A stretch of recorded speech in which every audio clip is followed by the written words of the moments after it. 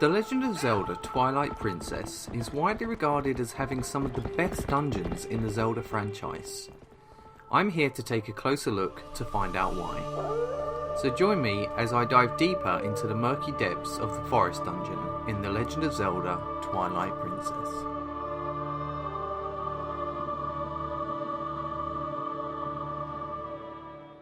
This is the first dungeon in the game, and so it makes sense that it kind of acts like a tutorial on how dungeons work, but Nintendo have cleverly designed it so it doesn't feel like a tutorial.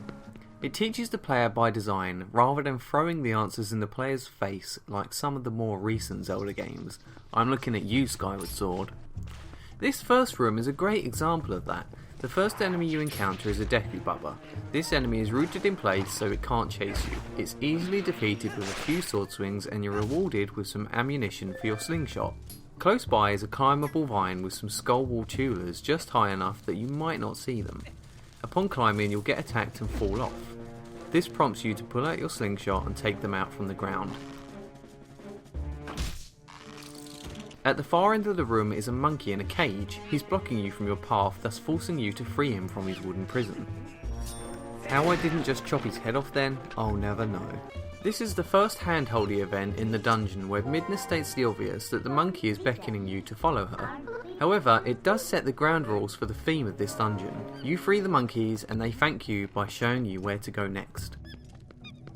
Let's take a moment to admire how gorgeous the art design in this dungeon is. It really feels like you're inside of a giant tree.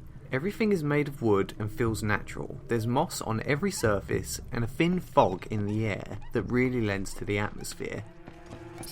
Here we have the first tough enemy of the dungeon. It's a disgusting big spider. But don't worry, it's easily defeated. They have a vulnerable spot under their belly, and by placing him at the top of the stairs, Nintendo have made it easy for you to defeat him, but that won't be the case later on in the dungeon. We won't have the advantage of being lower than them and being able to easily strike them from below.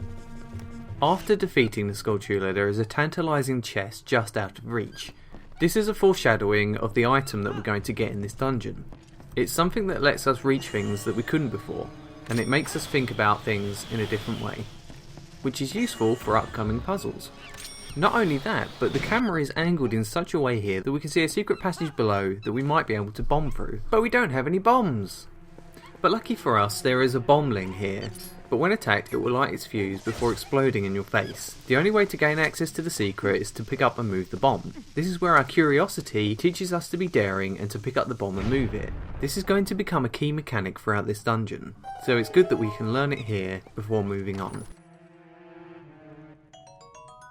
Next we encounter the first real puzzle of the dungeon. There are 4 torches that need to be lit. Lighting these torches makes some stairs appear, which will grant you access to the next area. This idea of lighting torches has already been ingrained in our heads prior to the dungeon when we first gained access to the lantern, but it's also an opportunity for the player to realise that lighting the torches can be undone. But at the moment we don't have an item to help us do that, which again is a clue to the item that we're going to get in the dungeon, and in turn it also lets us know that we can reverse puzzles to gain access to secrets later on. The player is then rewarded with a chest containing the dungeon map. This is a common theme for solving puzzles in Zelda games.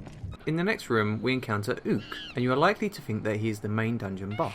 He is holding a boomerang which he uses to throw and cut the bridge ropes, thus destroying the bridge. This turns out to be the item that you pick up later on, and the way he is using it teaches you that you can throw the boomerang to cut things as well. This is useful information that you get prior to acquiring the item. This is another example of teaching by design that is used really well in this dungeon. Unfortunately, this is bookended by Midna jumping in to give you some information that you already had. Follow the monkeys to go further. Thanks, Midna. In the next room you will find another bombling, which is another opportunity to show you how they work. Even if you're not brave enough to pick them up, it will naturally blow open the boulders next to it, signifying its usefulness within the dungeon. I really like how this next room is designed. You come across a hanging Skulltula that is tricky to overcome. If you take a moment to look around, you will find a way to get to higher ground and make it easier to take it down. This teaches you to think more strategically about the environment and how you can use it to your advantage. When we exit outside, we are shown that when the wind blows, these platforms will rotate, allowing you to cross. Immediately after, we are given a preview of a later room with another rotating platform, but seeing as we're inside, there is no wind to rotate it. It's yet another example of how simple and elegant teaching by design can be. You now know how the platforms work and have an idea of a potential use for the dungeon item. Thumbs up.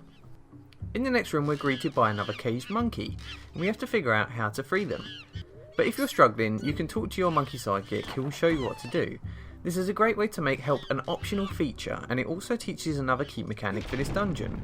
It's also the main strategy for an upcoming boss, which I think is super clever. Here is an example of a gradual difficulty increase that really helps with the pacing of the dungeon. This is a Bubba Serpent that is a more aggressive and mobile version of a Deku Bubba. It comes just as the player is getting used to the dungeon and adds another layer of strategy to combat. More use of bomblings. More use of rolling into things. More lighting torches. More stairs, more spiders, and more monkeys. Yay! Now it's time for the encounter with Ook. This is a pretty easy boss fight where you use the rolling mechanic we learned earlier to unbalance him so the boomerang smacks him in the face. He falls off and you can go and slap his red ass. I almost feel bad for him. Ooh, a shiny boomerang. Okay, so this is the dungeon item. It's time to put it to good use and solve all of the puzzles we saw on our way here. It's really cool how we can use it in conjunction with other mechanics such as bomblings to blow up unreachable rocks. This is the final ingredient to a well-baked dungeon cake. Cake. We can now use the boomerang in interesting ways in combat, such as making Skulltulas rear up, revealing their weak spots, or cutting down hanging Deku Serpents. So, what was in this oh so enticing chest? Ooh, the compass. It may be everyone's least favourite item, but it does serve a purpose. Getting it so late into the dungeon will reveal any small chests or secret caves you may have missed. So it's cool that they didn't give it to you early and take all of the fun and pleasure out of exploring.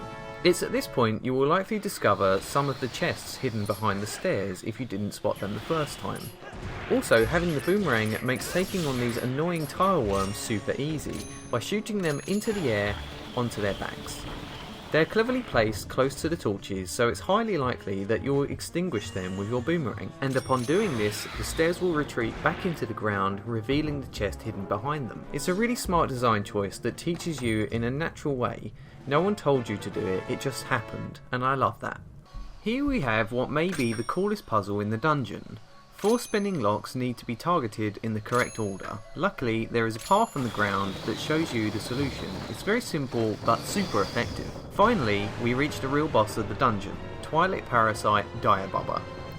This boss is a bit of a pushover at first. 2 glorified giant Deku Bubbas attack one at a time, but are easily taken down with a convenient bombling by using your Gal Boomerang. After taking them out, our friendly neighbourhood Ook swings in holding bomblings from his feet, so we can use the same mechanic to defeat the main part of the boss. Occasionally he will spew some purple goo at you which you have to roll around and try and avoid, but this is really where the only challenge comes in.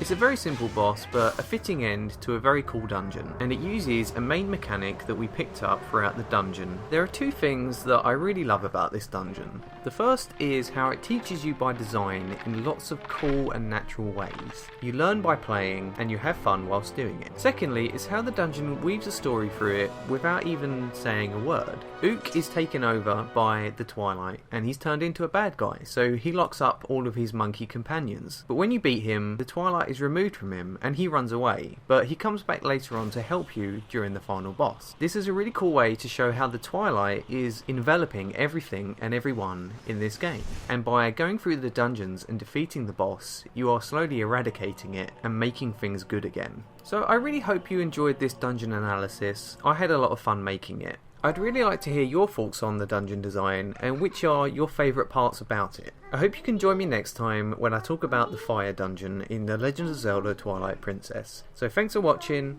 and I will see you on the next one. Bye!